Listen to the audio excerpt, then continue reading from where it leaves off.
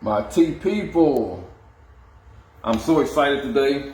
My race shirt came in, Ross Chastain, and I get a chance to try out this one from MEILEAF.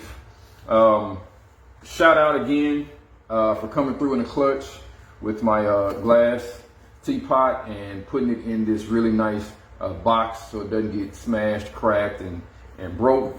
And while I was on the site, I figured I would grab some tea. And so I got this one from Lincang. I do have to say right away that Lincang is not my absolute favorite area. The teas I've had from there in the past have been really kind of harsh and smoky, but not in a great way. This one is a 2010. I got this one based solely on the flavor notes that was listed on the website, and then I went back and I watched the tasting video that he did, and I figured it'd be kind of fun to see if I come up with the same flavor notes that he did, because sometimes when I'm watching the videos, which I do enjoy, a lot of times I'm kind of just rolling my eyes like, come on, bro, like, come on, you know what I mean? I think in every tasting there's like, I don't know, 20 different flavor notes that he calls out, and I've noticed over the years that there's a few that are pretty much constant throughout all his videos, and so I think a lot of that has to do with the fact that you know, what we describe a flavor as has a lot to do with our experiences, our upbringing, things that we've had in the past as far as foods and stuff like that. And so I'm really just curious to see, again, kind of where he's at versus where I'm at. Again, I did choose this one because the flavor notes in the description were really the best thing that I saw on the site. So I figured I'd try it. Here's the cold brew. Let's see what we get.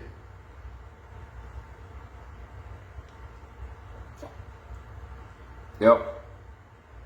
And it's exactly it's exactly the Lincang flavor profile, which is really cool. You know, I'm really proud of myself. I've been drinking loose leaf tea now since probably about 9 or 10 years, and so I got into loose leaf tea because I was really interested in the education. I was really interested in learning about tea and learning about the different terroirs and the flavor profiles and the processing and all this kind of thing. Really nerded out on the whole thing, and so the fact that I was able to call up that Lincang flavor like right away kind of blew me away right now. But yeah, it's not soft at all. Like it's harsh.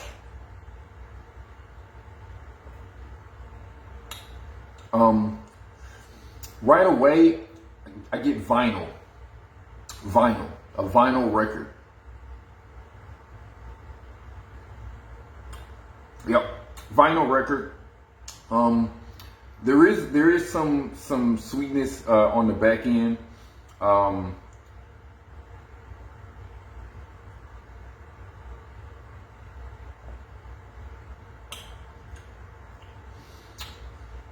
It's definitely a fruit, but I'm not sure.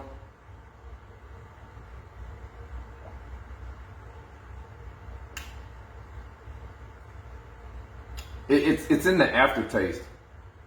There's no bitterness at all. It's just vinyl is the first thing you get. You know, that in my opinion and experience has been the Lincang thing. It's just a harsh, you know, outdoor, hot environment, I imagine. I don't know that to be true of the Lincang area, but that's just what I imagine whenever I think of Lincang teas. It's just a harsh, rocky, there's cactuses, you know, it's not very pleasant.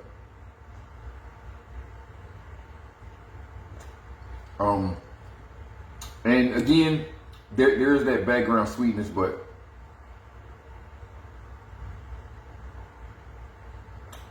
I just can't pick out really what it is. So the other thing I did is I wrote down on my laptop, and it's been a few weeks now. I wrote down all of the flavor notes that Don talked about in the video. And so when I'm done tasting through this, I'm gonna go back and read those notes and see how close I was to what he did. The only thing that I have in my memory right now is apple. That's one of the reasons why I chose this particular tea, is because one of my favorites from the home has sort of a green apple flavor profile. And so I thought that's something that I would enjoy. Honestly, I didn't even pay attention to where this tea was from when I ordered it. Honestly, if I knew it was from Lincang, I probably would have avoided it. But there just wasn't much else on the site that really piqued my interest.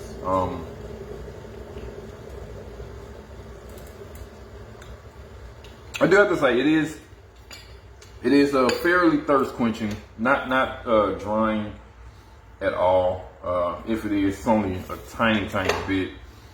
And so I am confident that if I were to take this out with me in the heat, the cold brew anyway, that I won't have any like weird flavors or anything like that that creeps up. All right, so I'm gonna put half of this cake in here. Gonna keep the other half for me, and gonna decide whether or not this is something that I keep or I give away. Still haven't told my cousin about the brewing parameters on the PuErh, but he hasn't asked. He hasn't said anything about it, so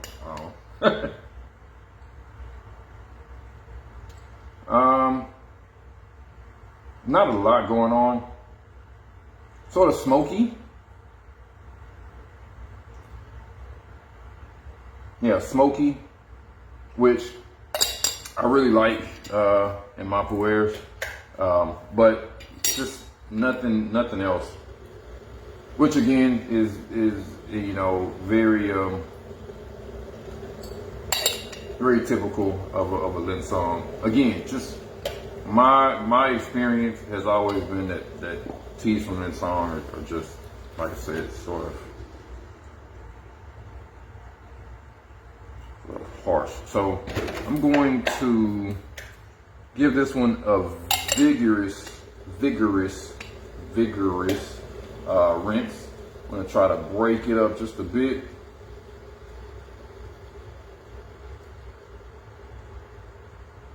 Also, you know what? I'm going to,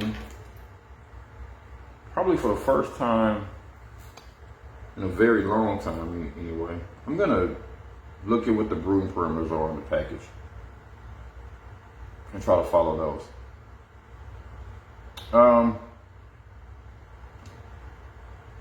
So the smokiness is definitely still there.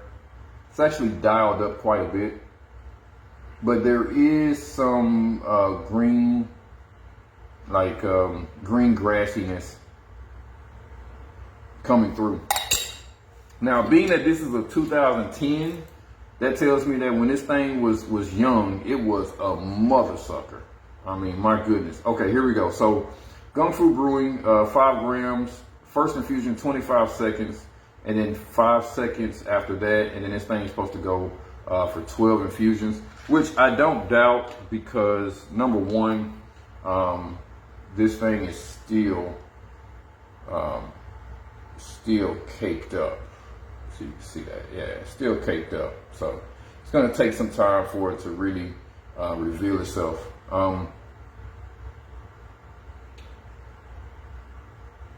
Now that the heat has dissipated, I'm getting a sweet something. And I want to take time to tease this out because it's almost like a sugary rubber. Like,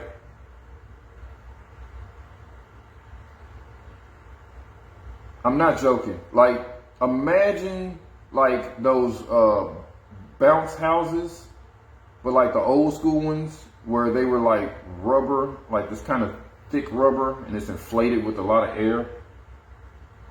And then just throw down some simple syrup on top of that. That's what it smells like. Okay. So 30 seconds, which makes sense. I think you can probably do 15 seconds on the first infusion and draw it out a bit more, but I think 30 seconds will really get this cake broken up pretty good. So I'm gonna go with that. It's not such a crazy idea.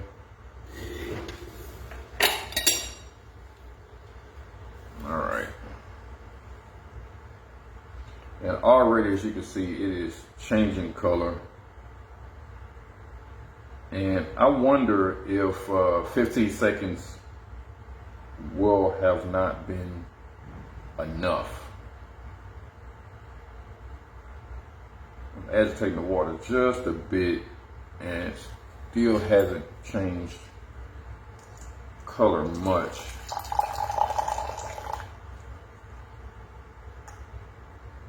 I'm thinking about trying to overbrew this thing just to get all that harshness. Now I'm expecting to get a lot more green grass from this aroma. Now you see the cake is starting to break up now. Really green tea.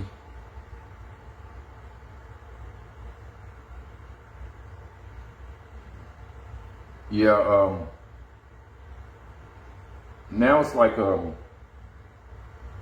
it's going into more like an old book.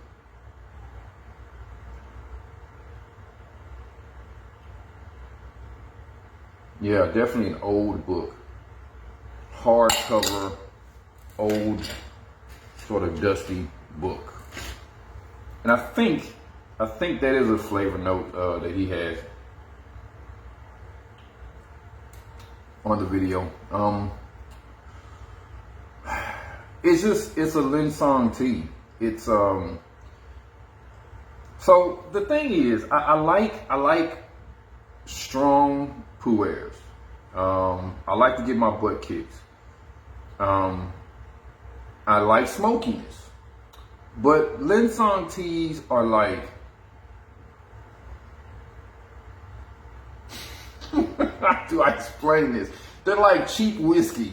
There you go, cheap whiskey. You know what I'm saying? It's like I enjoy a smoky whiskey, right? But if I'm gonna drink whiskey, I want top shelf. You know, it needs to be like barrel aged. I need to have some other, or it needs to be like a distinctive smoky notes, like hickory or something like that. Lincang, to me, they're just smoky.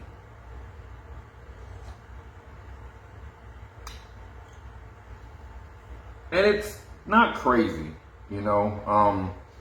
I imagine maybe if I visited the area, maybe if I walked through the villages, I'm imagining maybe early morning. You know, there's a mist in the air. There's dew on the ground, and it's early, right? And you smell, the sun isn't quite out yet, and you smell the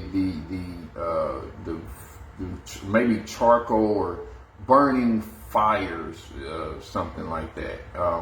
I imagine that being a very, very nice smell. You know what I mean? In that context.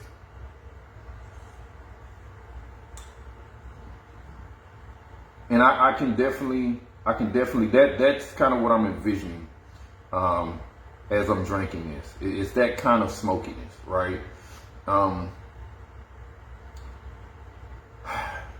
again, so maybe if I had that experience, maybe drinking this will give me those good fuzzy feelings of being there. If it was a place that I appreciated and enjoyed. But I don't know. Again, I can't even recall what Lincang looks like. But again, it is just, first infusion is just smoky. And it's not terrible.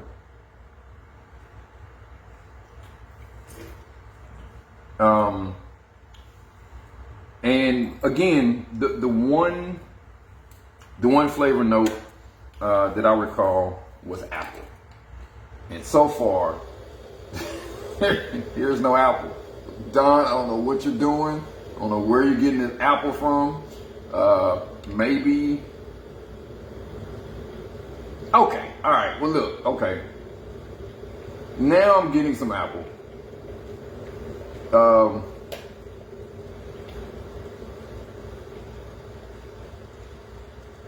Yeah, definitely apple peel, like a red delicious.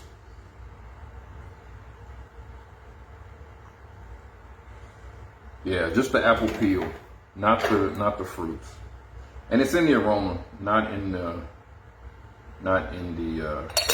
flavor at all. All right, so brewing parameters say add 5 more seconds to this thing. My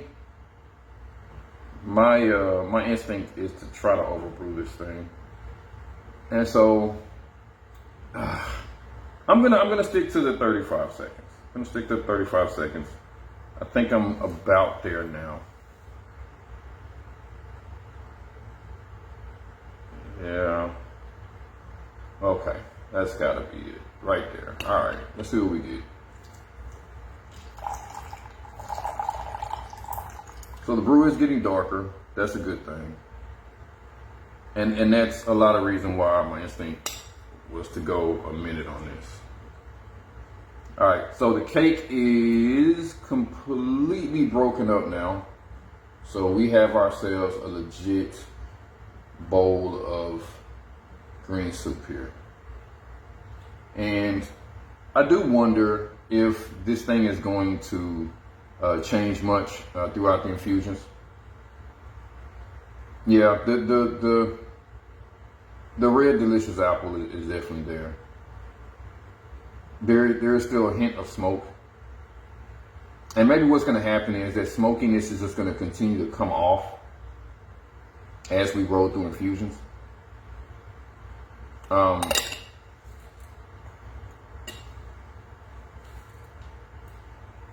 Yeah, look how dark this second infusion is. Now, I still think I went a bit longer than 35 seconds.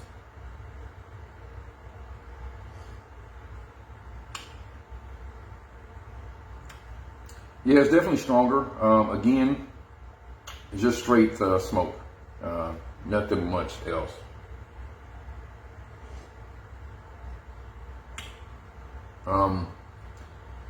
You know, for me, these particular types of teas are just like a one-trick pony. Again, the package says that there's 12 infusions in this thing. So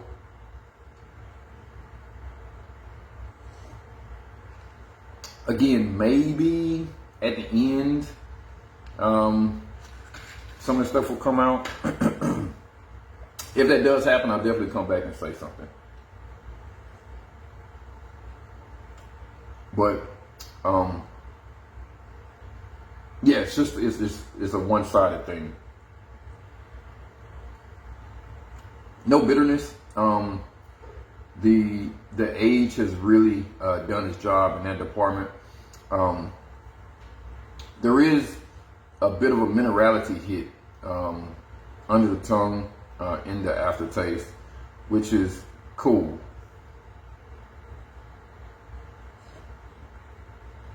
You can kind of tell, like, that's where the bitterness went. Like, I'm sure this tea in 2010, 2011 was bitter, but now it's kind of come out. I'm always a bit skeptical when it comes to the age of teas and this sort of thing, because I have had some young Shangs that were not like super bitter or anything like that, but they also don't have this power either. Some have been smoky. I've also had some teas in the past that it seemed as if the smokiness was trying to hide the fact that the tea wasn't great, you know. This one, I think, can definitely fall into that category. But I do think this is aged PuErh, though. I really do. Just because, like I said, it's strong, and there is that minerality where you can tell that it used to be bitter, but it's not anymore. Okay, now, the parameters want us to keep going heavier and heavier. The thing is, I don't think we're going to get anything different out of this tea by brewing it harder and harder. I can't see how that's possible. It's just going to continue to be more smoky and maybe more mineral. And so I'm going to bring the temperature down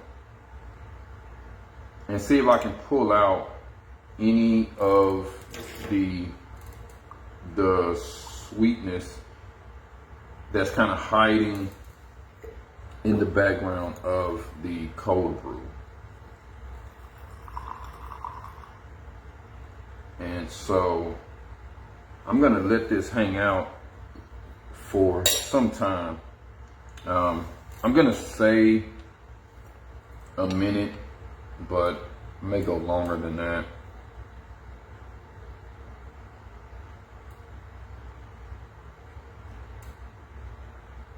It is interesting that the cold brew is like straight up vinyl. Like, it's different. I mean, it is common for the cold brew to be completely different, taste different than the hot brew. But just this particular flavor note on this one is a bit shocking. So curious to see what I get out of this. So it's been 60 seconds roundabout. Let's see what we have here. The color is about where it was for the first infusion, and so definitely lets me know that the temperature has everything to do with the color, the tannins, and I think those tannins definitely have a flavor of their own. So I'm expecting this to be different. Also, too, the aroma, very subdued. The smokiness is gone, and it is now I'm getting like a subtle sweetness that is very close to something of the flesh of a red apple. It's that color, not as dark as the second infusion. And because of that, I'm definitely going to ramp up the next infusion to see if I can bring the color back. Okay, there we go. So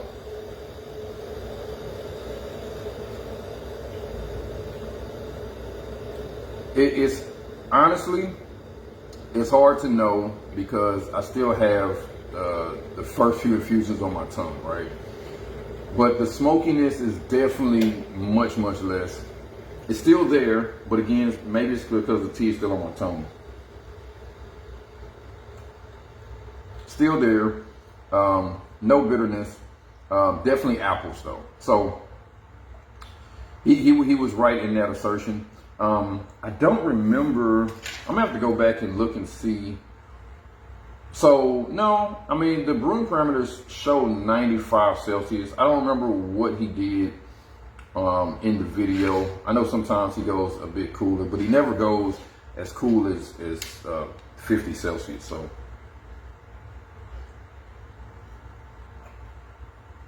but when you bring the temperature down that low, the sweetness of the apple does come out.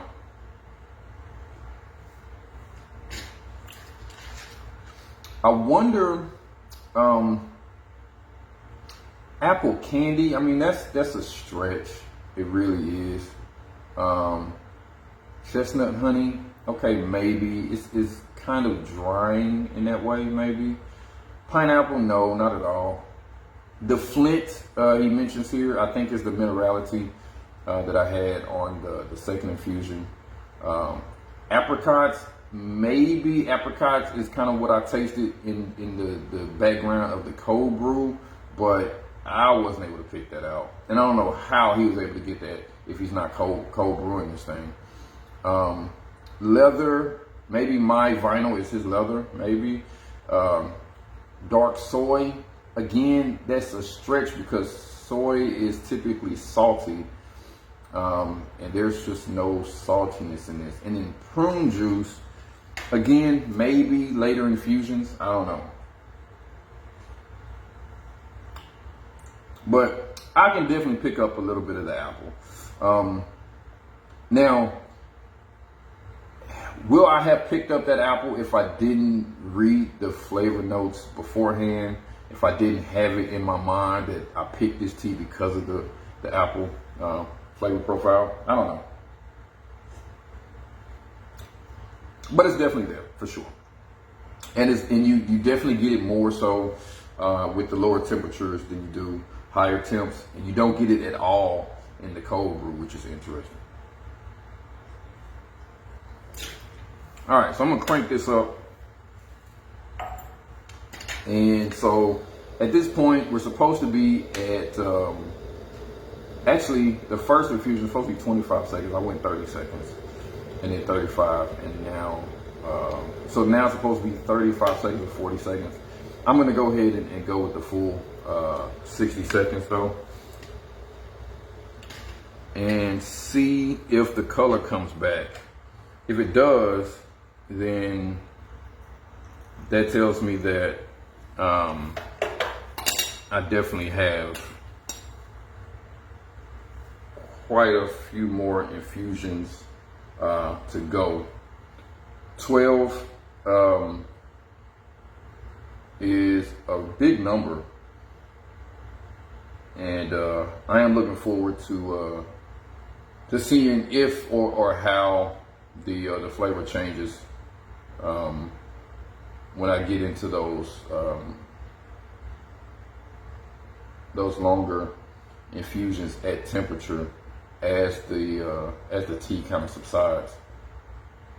So far, it does seem as though the smokiness is kind of going away, and so I think that does lend itself to having some different flavor notes in later infusions.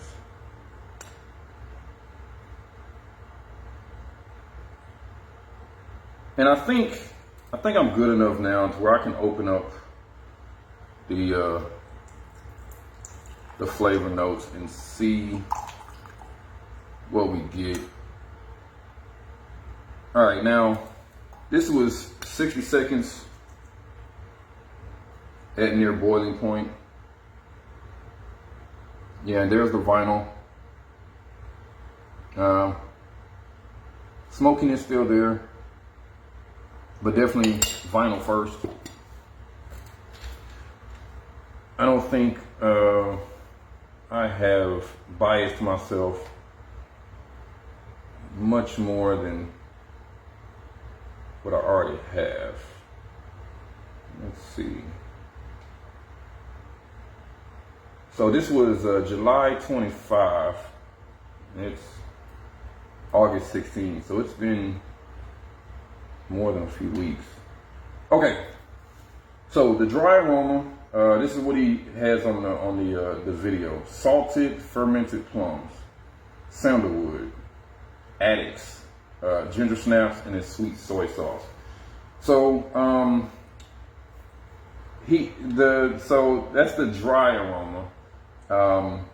I didn't get that at all, not even close. I don't know where he gets ginger snaps from. Sandalwood, and I mean, I like sandalwood. Addicts, I guess if it's a smoky addict, see again, this may have something to do with life experiences. I can imagine in a house in the northern part of the world where fireplaces and stuff like that are common. I can imagine the attic being smoky, and that's why you get that. I'm from Texas, so our attics are never smoky. It's always just like hot, you know? And maybe the smell of insulation and wood, but never really smoky. Fermented plums, yeah, get that. Ginger snaps, I don't know where that comes from. And then the sweet soy sauce, that doesn't even make sense on the dry leaf. Okay, the wet aroma, he has leather, fruit leather, which maybe comes from the idea that I had with the rubber bounce house with sugar on top, maybe. But see, that's the thing though, like I've definitely had teas before that gave me the aroma as well as sometimes the taste of that fruit leather, the fruit roll-ups we call them here in the South. This did not give me that idea. The antique wood, again, I didn't get any wood. I did get the old book though, so maybe, I mean, wood, paper, same thing, right? Menthol, didn't get any of that. Cherry cough syrup. See, this is where I call bullshit, right? So he's used cherry twice now on these aromas, and there's just no cherry. Maybe our cough syrup in America is different than the cough syrup in the UK, but I didn't get any of that. I don't know where he got cough syrup from. Okay, so then in the actual brew, which again, I think he did at near boiling point, but he may have had it a bit cooler. He has apple candy, yeah, okay. Apricot, I don't see how he got that from the hot brew. Pine, maybe his pine is my smoky, which, see, that's the thing, listen. And I want to ask you guys out there that's listening at this point, right? So smoky is a flavor profile that I get in almost all pu'erhs. Well, not all, but a lot of pu'erhs have either a smoky flavor, especially aged, have either a smoky flavor or they have like a mushroom flavor, in my opinion, right? And the mushroom flavor comes from like wet piled, ripe, very humid aging processes, right? Whereas the smoky flavor comes from more dry aged processes. Whether or not, and I've asked this question before, whether or not smoke is being used to cure the tea at any point in the processing, I don't know. I doubt it, and not in all of the teas that I've tasted that were smoky, right? But they do what I call have a smoky aroma and also flavor, and so maybe his pine is my smokiness. Pineapple, I don't know where he's getting that from. There's no way there's pineapple in here. Honey, and you know, there's a tiny bit of sweetness. You know, maybe you can call this herbal sort of smoky sweetness honey, because you can have some honeys like that. I did get a bit of minerality. Jasmine, maybe again, the vinyl is sort of a astringent jasmine thing, and then prune juice. I don't know where the prune juice comes from. Now,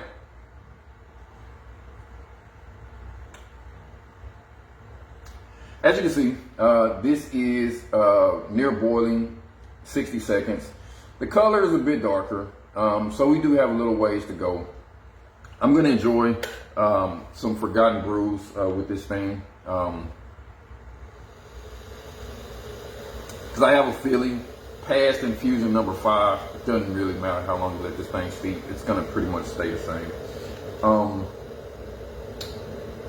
Yeah, I mean, again, maybe some of that prune juice comes out, but I don't. I still just get like this smoky flavor. The minerality is gone. At first, it was kind of in the aftertaste under my tongue. It's no longer there.